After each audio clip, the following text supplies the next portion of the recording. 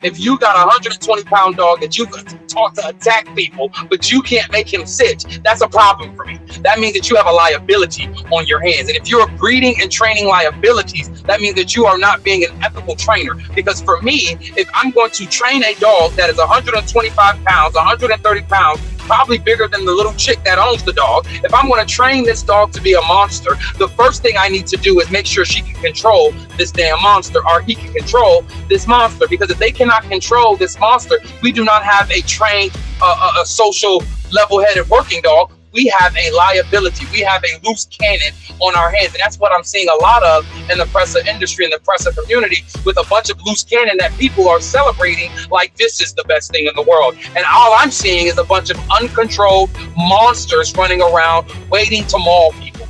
NWA Connie Corsos podcast, where we talk all things dogs.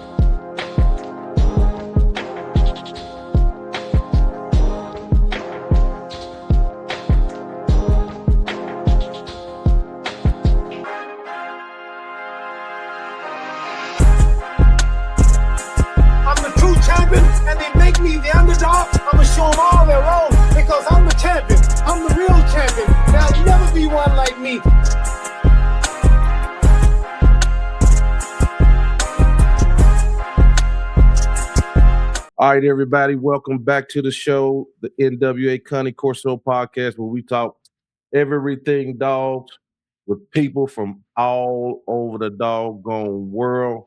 I am delighted to have a club in a whole.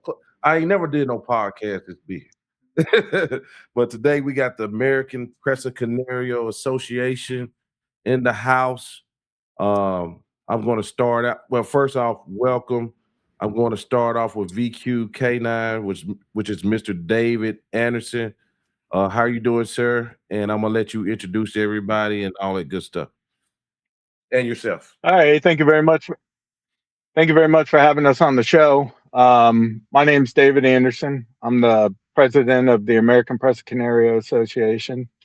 The lady right next to you with the glasses, I'm trying to look at these pictures here. That's Katarina Toole. She is our treasurer. The one to the right of her is Sierra Alyssa. That's the secretary.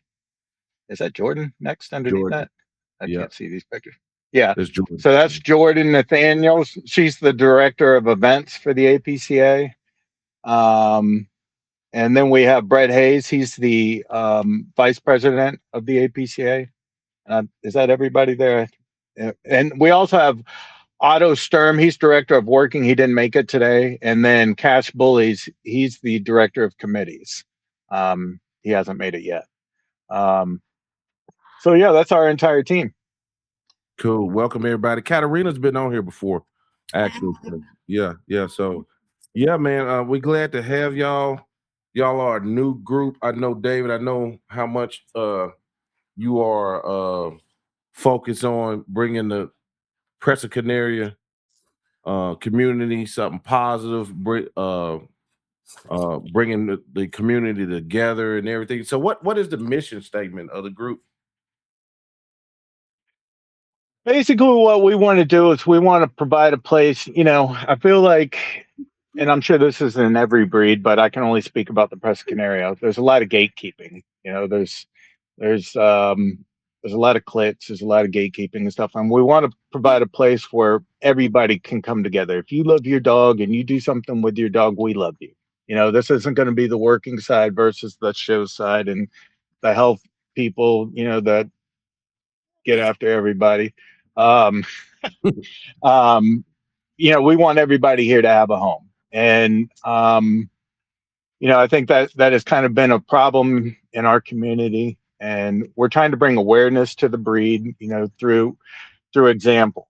So, one of the things is health testing. We're doing a rollout with the APCA team members, that's the board and the committees, everybody on the team will be health testing within 18 months. If they weren't doing it before, they'll be on board within the next 18 months. That kind of gives them a transition period rather than trying to beat people over the head, which I see this, in the communities a lot. There's the people that come out and, shame everybody because they didn't health test. And like I talked to you, Joe, historically, that approach just has probably never worked. It may work with certain people, but there's the other side of the coin that it just is not going to work with. And I'm one of those people. If you come at me hard and try and name and shame me or something like that, whether it's good or it's bad, I'm never going to do it. That's just not the way. And so we're trying to do it by example. Within the next 18 months, everybody will be, if they're not doing it now, they will be. They'll be doing hips and elbows with OFA or PennHIP prior to breeding. So all breed, if you have 10 dogs, you only have to health test the ones that you're breeding. So before you do a breeding, you health test them.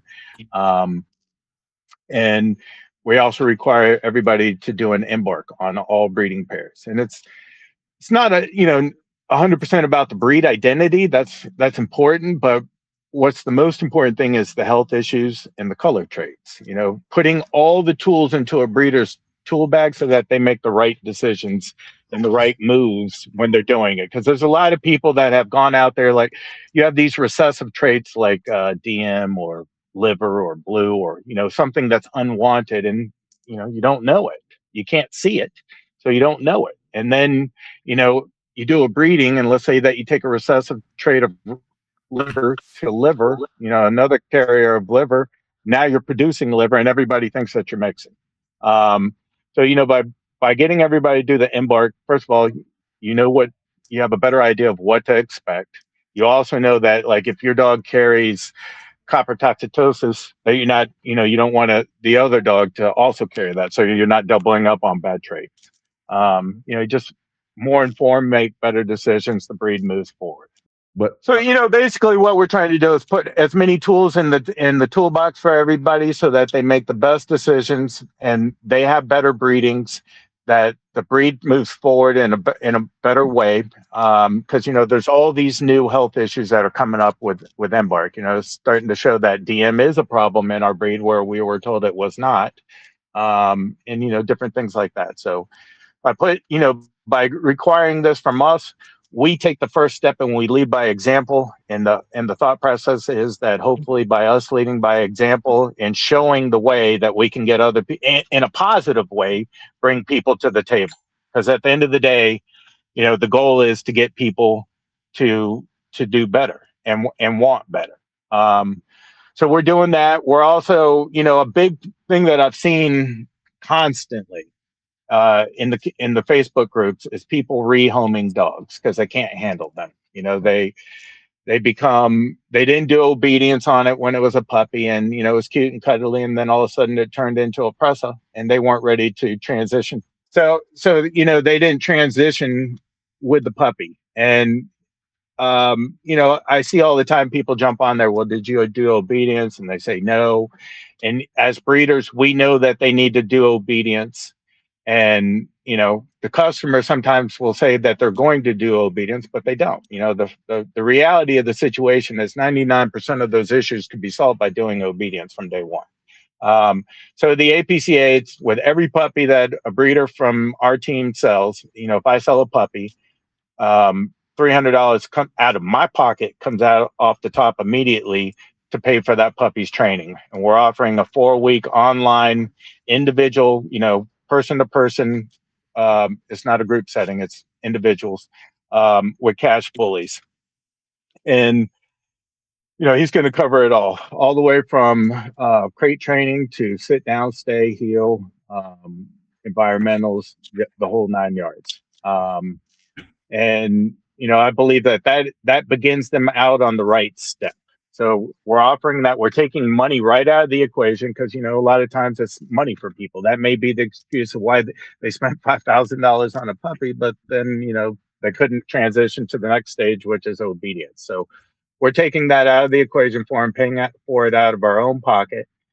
And once they complete the 4-week online obedience program and get their certificate of completion, there's a final test on it, then they get their registration. And we believe, like I said, by taking money out of the equation, and we're doing it online because you can do it from the peace and sanctimony of your own home. You don't have to travel anywhere. We're taking that excuse out. And we're putting all the tools in the customer's hands so that they can have the best possible relationship with that puppy starting off from day one. And that, obedience is where it's all at with these big breeds. Same thing in the Corso.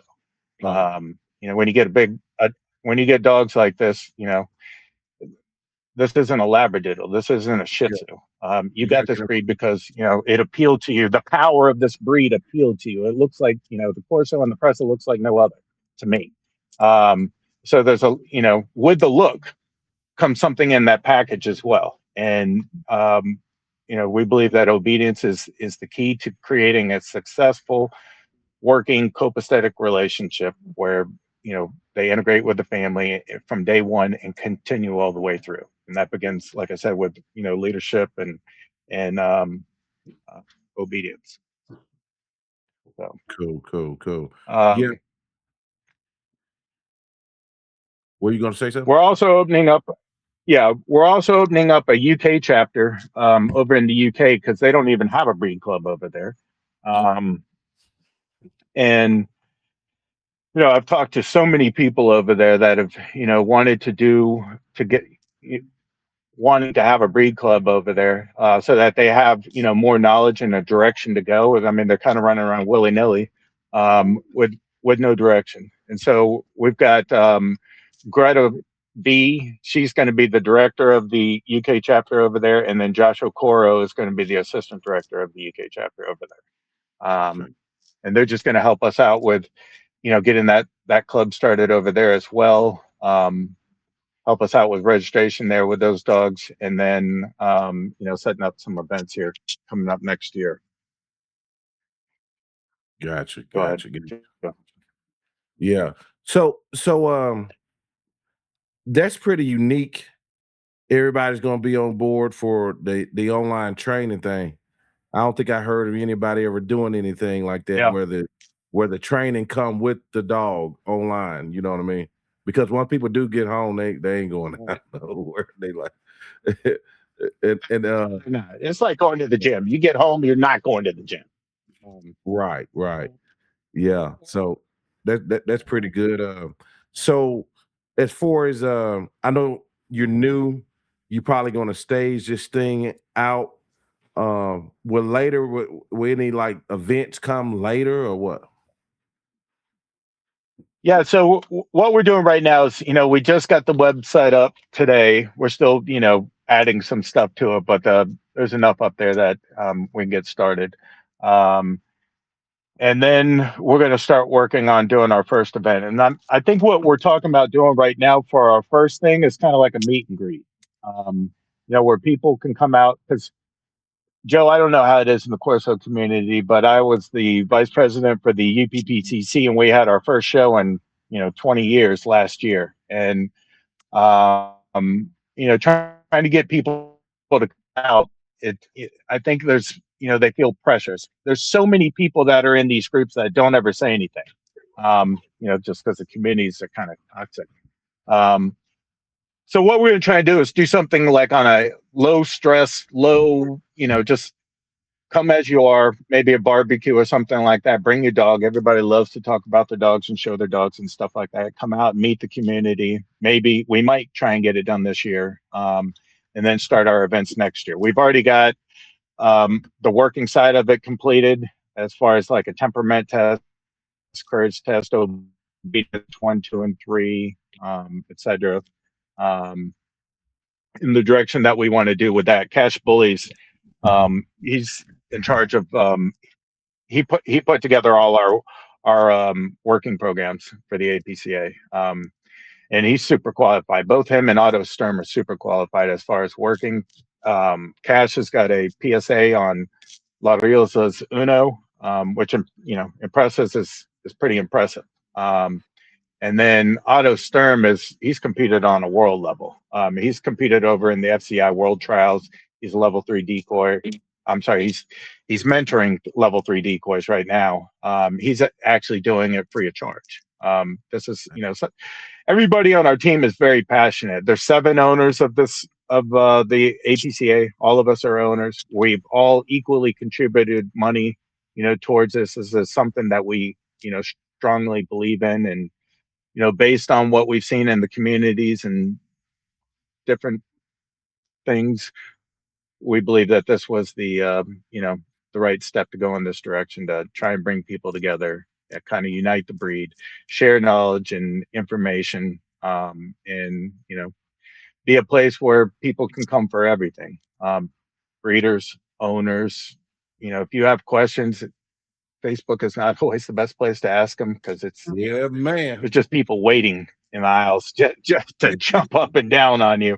I created a group for breeders called Safe Haven, where they could come in and ask their questions and stuff like that. And theoretically, what happens in the group stays in the group. It's just for breeders, because I'm always on the phone trying to help people out and stuff, and it kind of, with the group, I'm hoping that I can do that on a bigger scale rather than 942,000 phone calls a day.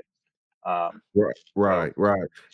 I want to kind of go around a bend, because you keep focusing on, hey, we want to get something going where it's more positive. People can come in and, because this kind of how I started this podcast.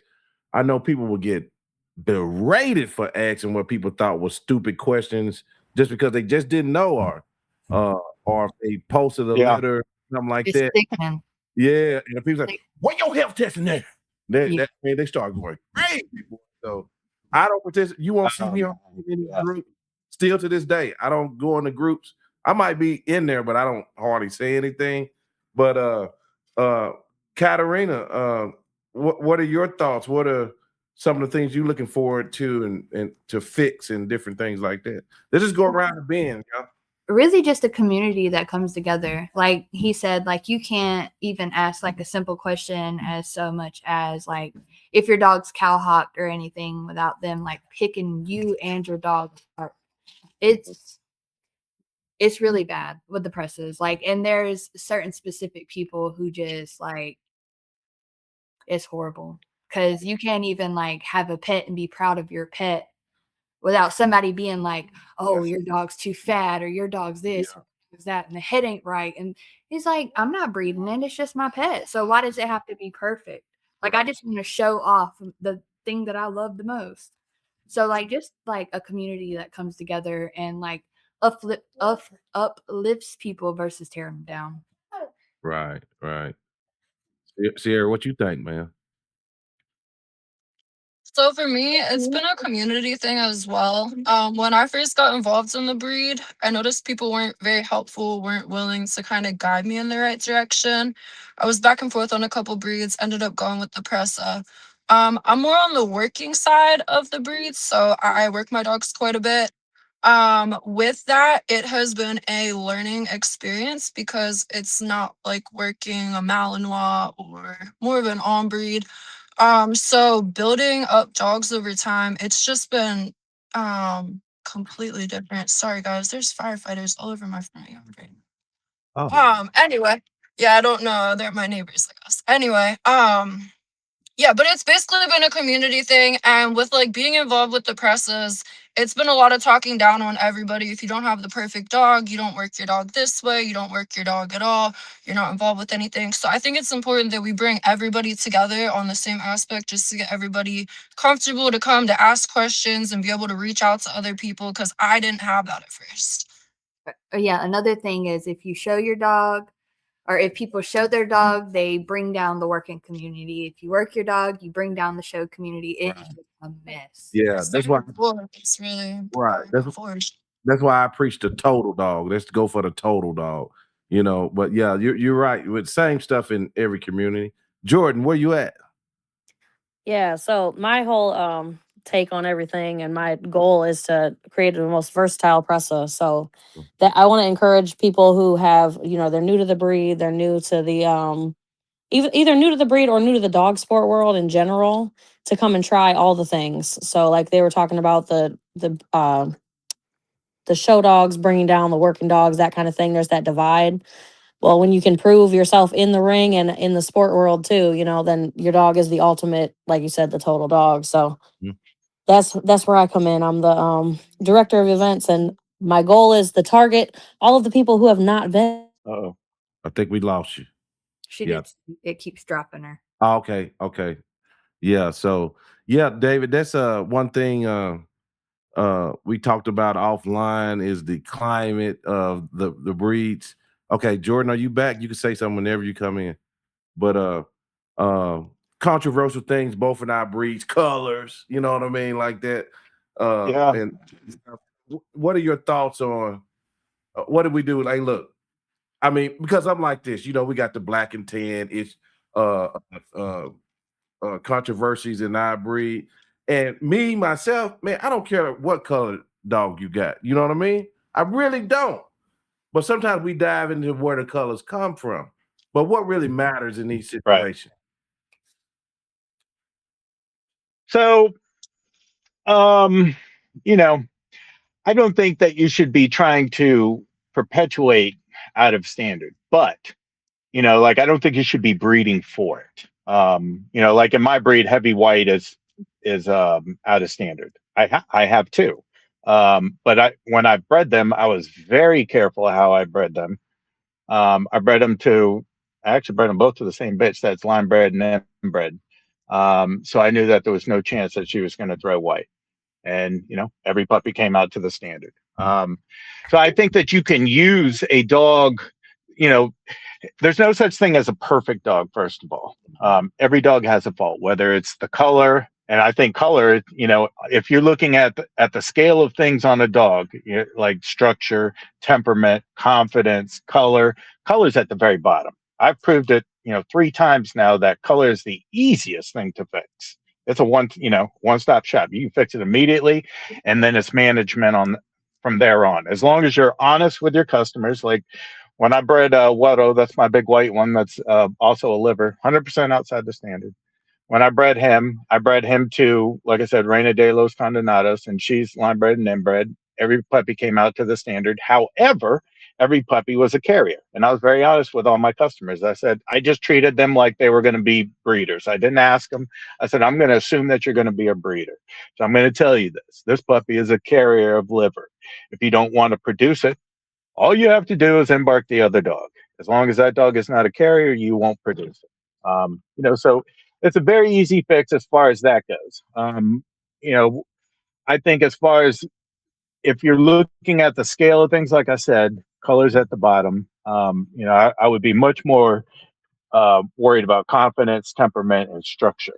I think those are things that, on all sides, they seem to forget about some of these other things. They always want to make the hang up with colors, and they forget that, hey, my dog is completely easty westy, or its back legs, its ankles are touching together, it's so sickle hocked, or whatever. I think a lot of people do, matter of fact, don't even see it. They don't realize that their dog has these issues. So we're trying to bring that to the table too, and we've the team that we have together is across the spectrum of the breed. Is from every part of, from those that believe 100% to the standard and, show their dogs and health test their dogs and work their dogs and et cetera, to those that are, a little bit more open-minded, but all together, we all, are moving forward with trying to encompass every aspect of the Presa Canario community.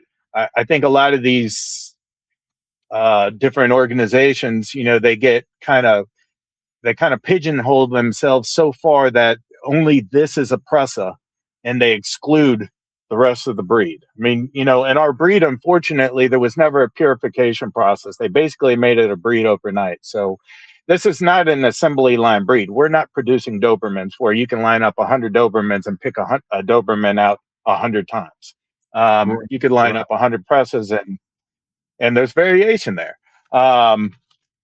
So,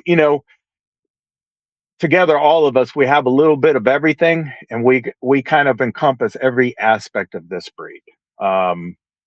And part of I kind of skipped over this, but part of with the Embark, what we're requiring for our teammates is that if you're, let's say, I'm going to use liver.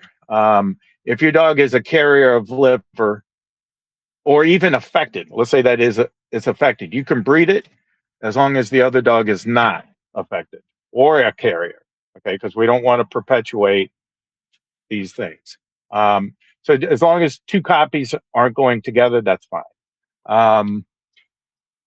And like I said, with some of these other organizations, I think they kind of pigeonhole themselves to where, it's kind of an elitist view that only this is a Presa, nothing else is a Presa. And, they aren't even open-minded. They're very dismissive of anything else. Okay, when you talk about stuff like that, this is just what I noticed when you have hard-pressed clubs on different ends. So I noticed that just covering dogs with different clubs, when I hear stuff like that, it's because, and you use the word elitist, it's because they got a certain thing they want to push. And I think, which is fine. We all have our likes and dislikes in this breed. There's types that I love and there's types that I don't love. But I'm not, there's certain lines of dogs, or we'll say, breeders that are producing types of dogs that I'm not fond of. I still say it's a Presa, and you're still welcome to take it. Just because it doesn't work for me doesn't mean it doesn't work for somebody else. And that's the problem that I see with this, I said, elitist type attitude, is that they're dismissive of everybody that doesn't meet their expectations, rather than saying, hey, you know what, we don't see eye to eye on that, but we find commonality in something else. It's how you move forward together as a breed, rather than creating these divisions that is constantly the case. Right. Okay, so we like Alyssa back, and Cash Bullies is in the house. What's up, going on? How y'all doing today? We're good. Everybody's good, brother. Everybody's good. So David was discussing before you came on the role of what you're going to be doing. Is you're a dog trainer. You're going to be putting together some stuff kind of unheard of, where everybody who buys a dog from y'all will get training for the dogs, right? Virtually, right? Yes, sir. Okay, I'll let you expand on it.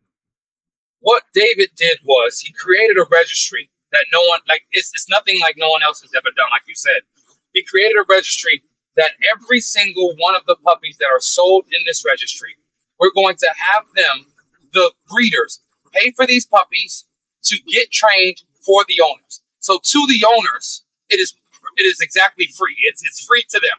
They just have to buy the puppy, then the breeder will pay for it. And what we do is we're going to have 4-week online training to show them everything they need for the basics and fundamentals of their dogs. And what this is going to do is set these dogs up for success for the long run. A lot of these Presa people just have these dogs in the backyard chained up to a chain on a tree. We want them to understand that these dogs are way more capable and have so much more versatility than just being on a tree and talking about their bloodlines and being used for bite work.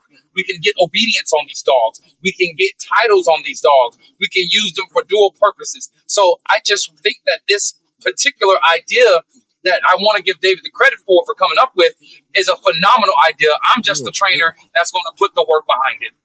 Okay. Before you came on, Alyssa said something very powerful. And she said something that the Presa ain't like the Malinois. You know what I mean? Correct. What is some of the difference y'all going to kind of show the owners about the breed and when it comes to training? Well, we're going to be teaching them the fundamentals of the psychology of the dogs. So we're going to teach them how to train these dogs, how to teach these dogs how to learn. A lot of the people just get these dogs. Malinois are bred specifically for trainability and protection work.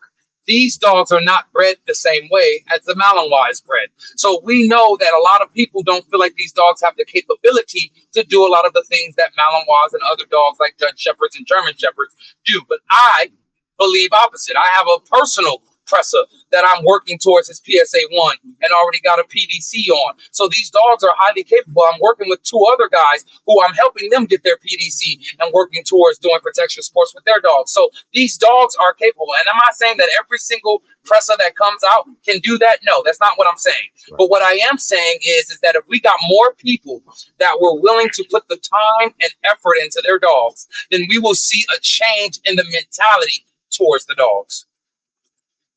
Yes, sir. Sierra, you want to add anything to that? Because I know you work your dogs a lot. No, I completely agree with everything he said. I feel like a lot of people don't put the time into their dogs. And if they do personal protection work, it's just let's send the dog to a trainer once every couple months. It bites a sleeve and that's good enough. We don't put no OB on the dog. There's no control work on these dogs. It's really just kind of an out of control mess. And what he said, also branching off of it with getting dogs titled, people aren't staying consistent with the work they're putting into their dogs. I'm working towards some titles with my own dogs right now. We'll be working towards the PDC and we're also doing APPDA, so that's a little bit different. But just all in all, like it's really honestly kind of a mess within the breed, and that's what we want to try to clean up together as a club. Right. Katarina, yes. What was your role again, Katarina? Can I add something? Yes, sir. Go ahead. So you brought up Sierra, and she's a perfect case in point. Sierra, had bought several Presas, and she was going to trainers, but she was going to trainers that know how to work mouths, and they didn't know how to work Presas. So the cool thing about with our program with the obedience is that Cash Bullies is familiar with working with Presas. This isn't a Labradoodle or a Poodle or a Maltese or something like that. You can't have a PetSmart trainer come out and train these dogs the same way that they would train a Mal or one of those type dogs. It's different strokes for different folks. And then in Presas, you have to understand, the Presa mentality and motivators and things like that to get them to work at a maximum efficiency. And Sierra had this issue when she first started with some trainers that didn't really understand how to work her dogs. And she was washing dogs. And then she found, some Presa trainers that knew how to work hers. And she's come a long way. Haven't you, Sierra? Yeah, it's honestly really been a long journey. Yeah. I've been working my dogs for quite some time, and it's been a building process with finding the appropriate trainers and working with what I have and building them up. So it's been a process. Yeah. And if I may, I want to add to go off of what David said. Malinois come out the vagina right at a bite. They are built for this. So a lot of trainers get those dogs because not that it's easy to train any dog, because you have to have some sort of knowledge to train the dog, right? But they're much easier to train than a Mastiff type dog. And then when we get into Presas are known to be stubborn dogs. They're known to be a little bit aggressive. They're known to be even handler hard sometimes. So if that is the case, if you have someone who's only built Malinois that are fresh out the box, ready to go, and haven't built a dog that's an off breed, that doesn't have a psychology of how to build that dog and how to build the grip mechanics and how to build all of the drives in the dog and drive channel the dog. If they don't understand these things, then they're going to wash every Presa they run into, they're going to wash because they're expecting them to be Malinois. They're not. They're Mastiffs. And Mastiffs have to be dealt with differently than you would deal with a herder, or you would deal with a terrier, or you would deal with it makes a big difference in how you approach the dog because the dog isn't the same as the rest of them.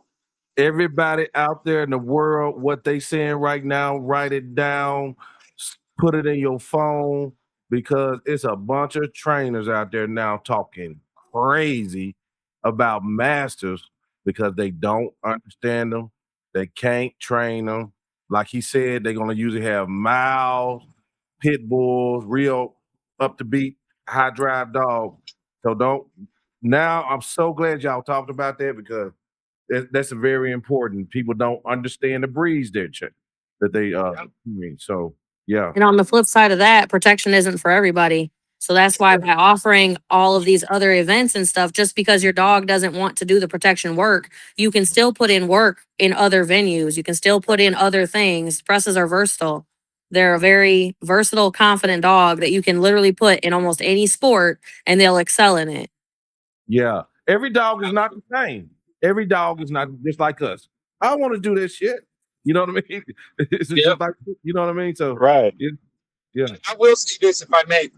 Yeah. The one component that is the same across the board in every breed of dog, especially in Mastiff type dog that are outweighing some of the people who own the dogs, control is the number one priority for me.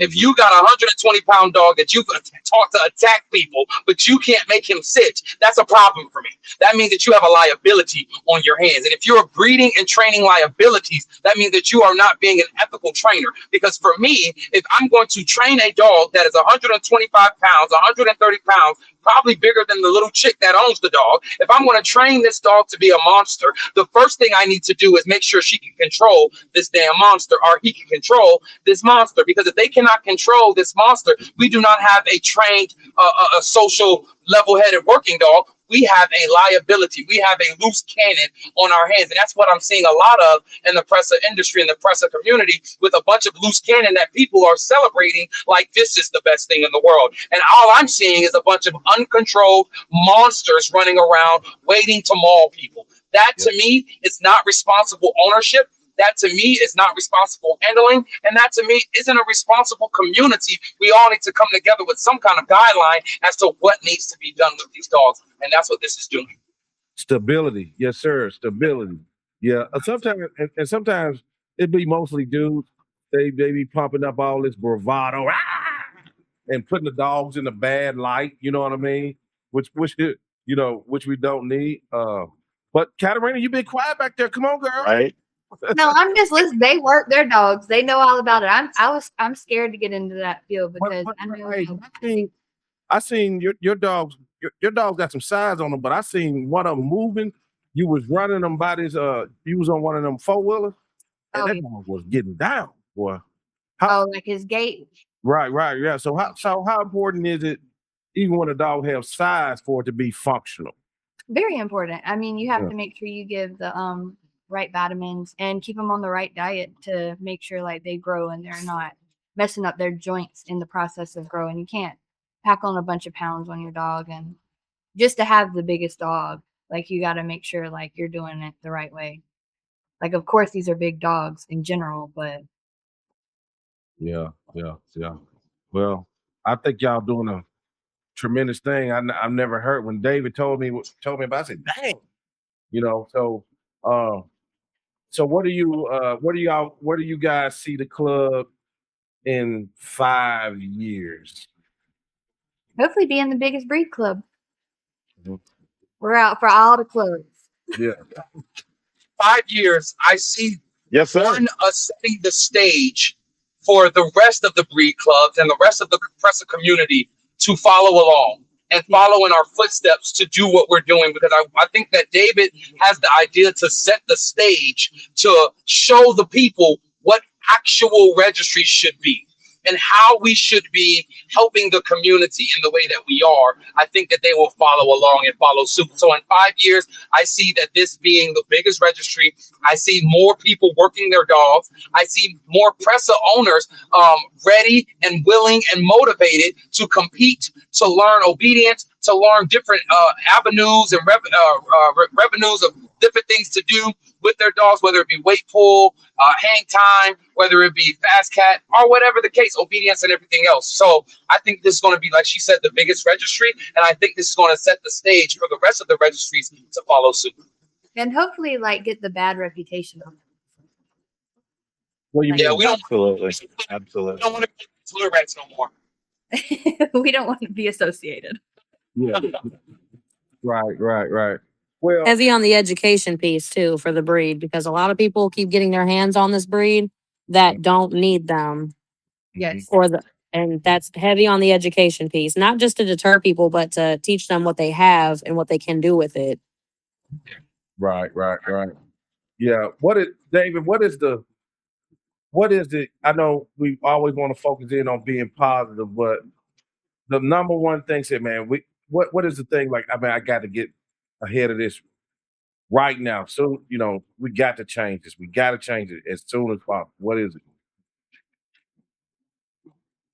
Bringing people, creating a bridge between the cliques, getting one side to work with the other side. That's probably going to be our biggest hurdle is getting. I talk to everybody, and even the people that have attacked me in the past because they didn't like something that I had or something like that. I always keep open dialogue with them, and I don't take things personally. And I think that's, I've been asking these questions in the groups, asking, what do you see as the biggest problem in the breed? And people say ego, and I agree with that to a degree, but ego is also a great tool. I have a huge ego. And ego is good, but you can't be so egotistical that you exclude everybody else. And that's what I want to do is I want to bring people to the table and we find common, like, I may not like your dogs, you may not like my dogs, but we can find commonality somewhere. Because some of the biggest trolls, some of the biggest trolls in the Facebook groups I'm cool with. They used to attack me left and right. And I don't take it personally. I acknowledge what they said, and I've reached out to them, and we found commonality in other things. They still may not like one of my dogs or a couple of my dogs, and that's okay. Because that doesn't. First of all, I didn't buy my dogs for anybody. I bought them for me. But I accept that we're not all going to like the same things, and I think that is a huge problem with people in this breed is that if you don't like something about their dog or you don't fit into their niche, you're out. They hate you. You're on the outside looking in, window shopping or something like that. I think there's a lot of gatekeeping in this breed. I have people reach out to me all the time looking for help, and they ask other breeders, and some breeders say that they want to help, but then they don't. Then they'll also say, "Well, go Google it." And there's Google is great, but getting it from the horse's mouth adds a level of credibility and trust to it that you can't get from Google. I can read something on Google and I can follow it. But if a breeder tells me, hey, this is what I did in this situation and that situation, or a trainer says this, that adds more credibility to it to me than Google. And so, just there's a lot for us on our plate for us to do. We didn't get to the position that we're at overnight, and we're not going to fix it overnight. So, this is a long range plan. We're all highly motivated. I have a unique background from doing door to door for 30 years that, nobody's coming to the door with a checkbook and a smile. So, It's always an uphill battle. And I'm approaching this the same way. It's an uphill battle, and we will get there one day. It's one step in front of the other. David, you got the whole squad team. You got a whole team of people to help you to do it. Yeah. Yes, sir. Yes, sir. Yeah. Absolutely. When you got these recent breeds like the Corso, the Presa, the knowledge gap be some of your older people, they don't. I noticed that some people in the 10 or 15 year mark be kind of like spacey in the breed. They might not know everything. Yeah. Or they just clicked up and just went along with whatever, right? But mentorship, what is it going to look like? Because I had a guy hit me up the other day, right? He said, "Hey, brother, man, I'm about to give me a Presa and whoop de whoop." And he said, I wonder, you think it's going to be a good thing for me? I said, "Man, I don't know a lot about the Presas." I said, "But who you got it from?" He sent me the link, and when I said, "Well, I don't see it," he said, "Yeah, I sent it to you." So this Presa breeder had me blocked.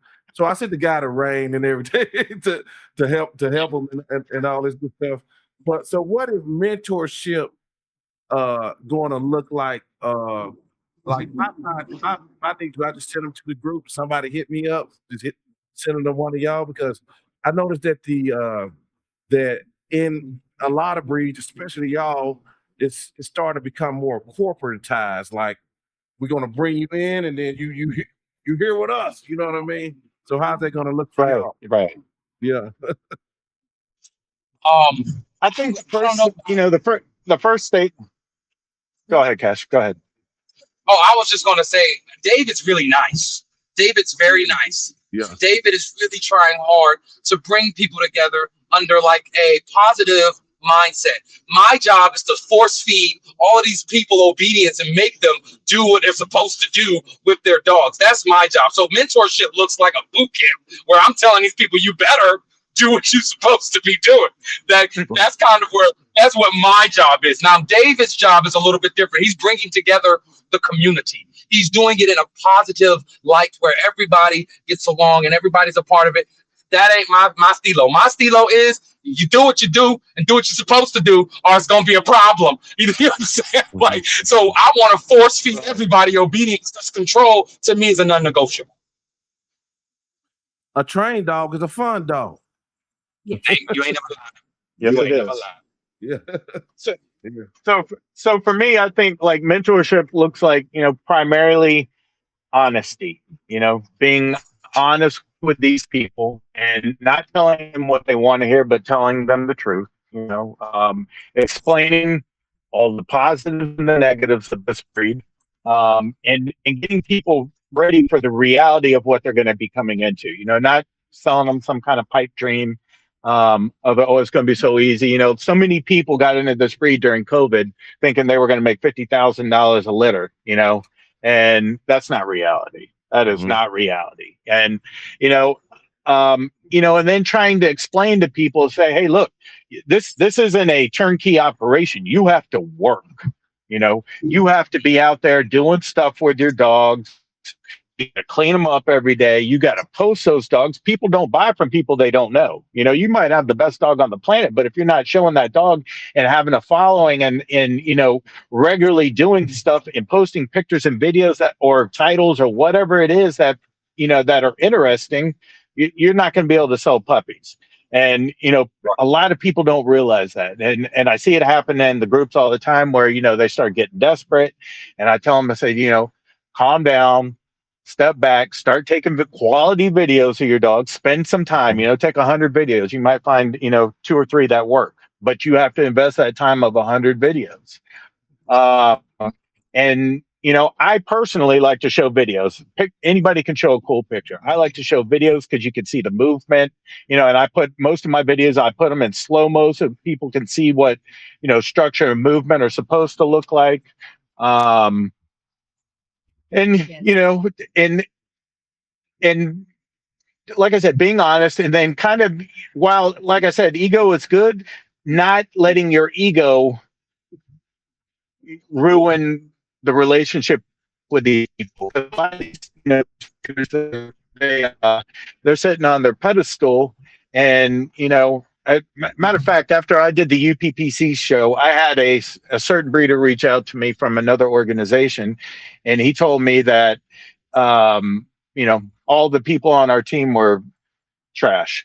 And I was like, okay, well, we had a bigger showing our first year in 20 years than you did. We made way more money. We had a bigger presence by the community. The community sponsored our trophies. This is it.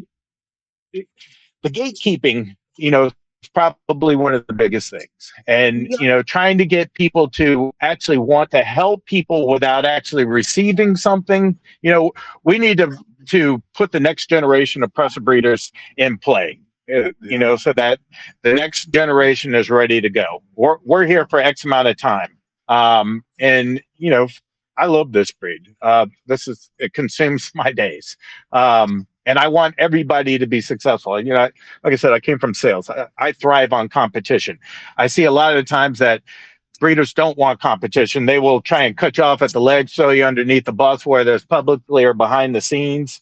And I want people to be good, because the better they are, the better I become, because I have, you raise the bar and I'm going to work hard to become better. And I think that's how we move forward as a breed, is that by breeding excellence and moving the bar up, we all move forward. And that's really the whole basis of everything that we're trying to do, is move the bar up so that the breed moves forward and people get better and the breed gets better and there's happier customers out there. You said a very important. You said a very important thing there. I asked a question one time on my Facebook page about what makes a GOAT, what makes a greatest of all time. Who is your GOAT in any breed? And I got some interesting comments. I got people that went just for people they like, but then I kind of re-explain what I was going for. And one quality of a GOAT is a GOAT always make other people better. You know what I mean? So that's important. Right. Now I got a segment called Get in Trouble. So in our breed, we got similarities, right? And in the Corso world,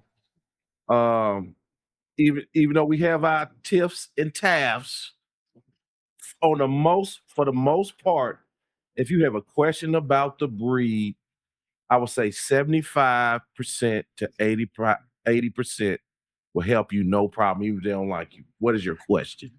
And they might do. Okay, so that's what I was going to add to what he said. Like, it's like, oh, I ain't your breeder. Go ask your breeder. Right. Like, they're real bad about that. Absolutely. Yeah. I noticed something else in y'all breed. I noticed it. I mean, because I felt a little bit of it before just talking about y'all breed with somebody. They like to charge people for information.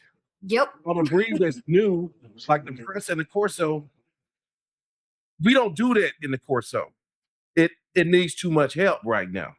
Mm-hmm. You know what I mean?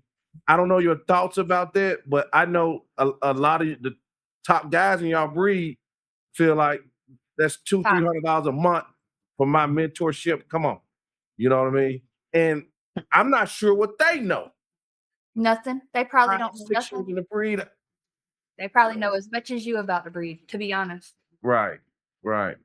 So what are y'all thoughts on that, David? For it's like, do you think that individuals should be mentoring people for money in the breed right now? No, absolutely not.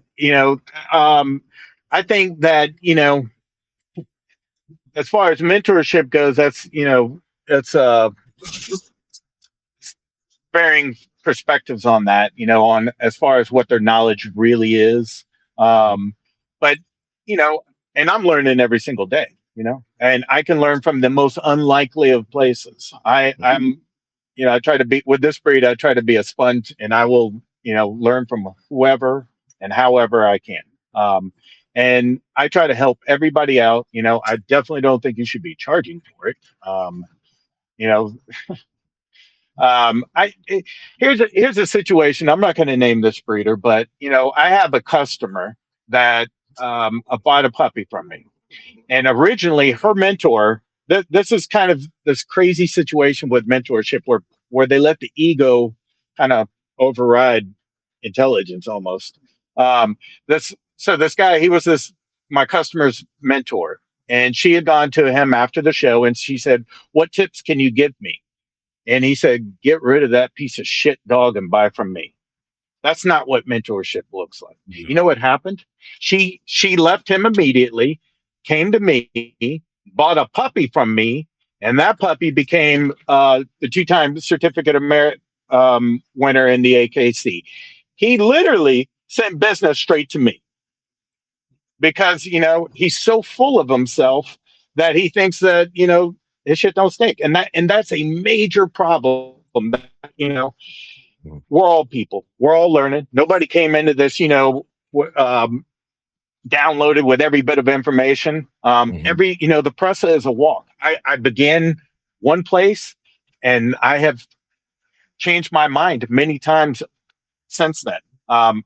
With every piece of information I've learned along the way. It's a walk. Where you begin, if you're open-minded and you're actually generally trying to learn, you will not end. If you're in the breed for any amount of time and you're actually trying to learn and you're open-minded, where you begin is not necessarily where you're going to end. We need to keep that in mind. None of us know the answers to all the questions. Charging money for mentorship is absolutely ridiculous, especially in the Presa Canario.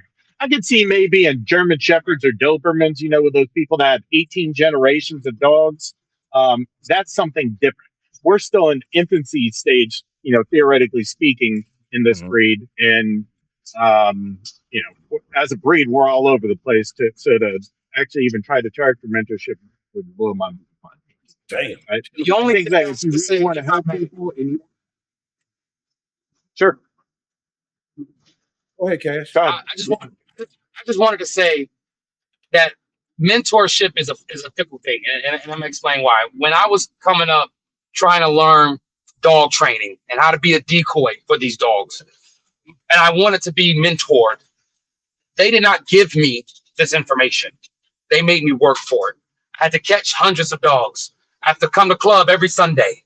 I had to learn how to catch the dog safely. I had to catch leg dogs. I got my ass kicked to gain the information under my mentors. So I think a lot of people, where the problem comes in, is that a lot of people come in the game saying, give me, give me, give me, give me, give me, whether it be information, whether it be pedigrees, whether it be good dogs, whatever the case may be, they want, but they're not willing to put the work in or the time in or the sweat, blood, and tears to get the information. And I think we lost that with mentorship. Mentorship was you take somebody under your wing, they put in work to learn all of the things that you learned. They just don't have to bump their heads along the way because you've already done that. So you can show them how not to bump their head along the way. And then you mentor them because they're putting the work in. But with this, I don't see the work being put in. I just see a bunch of people saying, I'm new to the breed. Show me, show me, show me, give me, give me, give me. No one wants to put the time, effort, or work in that it takes to become the best breeder, the best trainer, the best handler, the best whatever it is. They just want the information given. I'm not saying charge for it. I think another thing. Sweat equity. Think of breeders all the time. Every day split breeders in our breed. And I hear a lot of times that these guys they somebody up and coming in the breed will go to them and they'll ask them all these questions and get all this information from them, and then that new guy is going to go out there and start spouting it off like it's their own, and then the breeder will get a little angry about that. But if they're spouting what you're saying and you're really mentoring, is that a bad thing? Even if they're claiming it like their own, but they are furthering your agenda, which hopefully is health testing, showing a more complete dog. Mm-hmm. That's good. I see a lot of these guys, they take offense to it, and then I understand that side too. You've done the time and you pass on this information, and now this new guy is going out there and saying it like he just came up with it himself. But if you look at it from, I'm a salesman, so I look at things from different perspectives. Mm-hmm. They're furthering the agenda. Whether they could say it like it came from them directly, or they give credit to whoever it was that gave them that information, that's besides the point. If they are saying and doing what it is that you want them to do, we're moving forward. That's funny you say that, David, because I've seen that so many times. I've seen it on my podcast where people were mentor people. They would get angry. That dude that was talking on your podcast, he just got that from you an hour before. Right. Yeah. So yeah. It's frustrating, but what happened is that mentors started coming to the podcast. And the interesting thing you said too about that is everybody don't look at it the same way. I had a friend of mine, he's passed now, Gypsy Stratton. One time I came to her, I said, hey man, it's a dude on another channel. Anytime you say something, he repeats it verbatim and he makes it his and blah, blah, blah, blah. He said, I don't care because I want the message out. You know what I mean? So there you go. Yeah, so it's interesting you say that. Yeah. That's the thing with dog sports too in general, is a lot of people are going to gatekeep themselves right out of the sport because the sport isn't going to stay alive, or the breed isn't going to stay alive. People aren't continuing to pass the proper information on. So whether it's by them claiming it as their own or not, it's still the same agenda at the end of the day. So it really doesn't matter. Mentorship can come in various forms. That's true.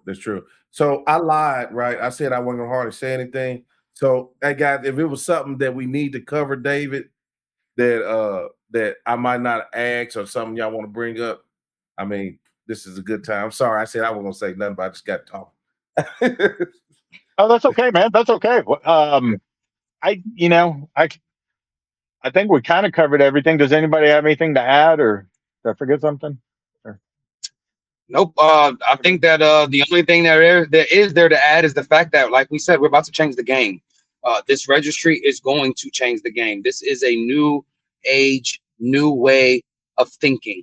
And I think with what we're doing, we're going to see a shift in how people view their dogs, a shift in how people manage their dogs, and a shift in how many of these presses actually succeed in something, whatever it is. And something. We just want people to work their freaking dogs. That is all. And if they can do that, then we're happy. If we can change 1, 2, 3 lives, we're happy. We just want the presser to be looked at in a better light and shown that these dogs are way more versatile and way more capable. That is all. Absolutely. Yeah. Well, since I think that's gonna be it, guys. It ain't a lot of people. They didn't reach out to me. I reached out to them. You know what I mean? I think it's going to be important. It's a unique idea. I can just tell by talking to them, it's stuff that they want to see different in the breed. Being that I cover so many breeds, I'm listening and I'm laughing because I'm hearing stuff like, oh, y'all deal with that too, you know, and I just want to say something, man, to the negative Nancy's and the Lucy Lou's in every breed, man. Shut your ass up, man, and let people live. You know what I mean? Like, we got that in our breed. I call them breed terrorists. You know what I mean? People can't do nothing without, Right. And is y'all breed fully recognized yet, or is it still in the FSS process? It's still in the FSS program. We're on stage 2 right now, which is miscellaneous. We're in the miscellaneous category right now, where I think we have to, get so many more champions and then some working titles or something like that. And then we'll be fully recognized. Absolutely. Okay. Well, that's good. I'm glad to, y'all had came here. I hadn't had the best reputation with some of y'all guys presser breeders.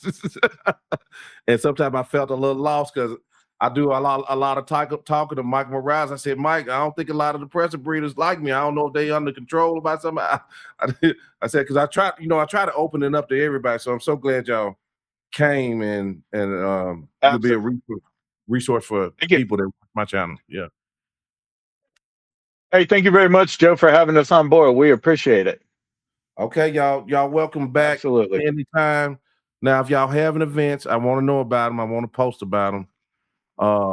Before we go, though, let's do a round robin on how to contact each one of you guys, because somebody might want to buy a dog, somebody might want dog training or whatnot. Katarina, let's start with you. Katarina, you can find me on Facebook with my full name, Katarina Tool, or Instagram, Echelon Canario Kennels. Okay. Jordan? They can find me on Facebook, Jordan Nathaniel, or they can find my Chaos Kennels. Okay. Sierra? My Facebook is Sierra Alyssa, and then my Instagram is Ridgeline Canines. Cool. Brother Cash? Yes, sir. They can find me on Facebook at Cash's Bullies. They can find me on Instagram also at Cash's Bullies. And if they want to go to the website, they can go to www.cbk9-elite.com. Last but not least, Brother Dude.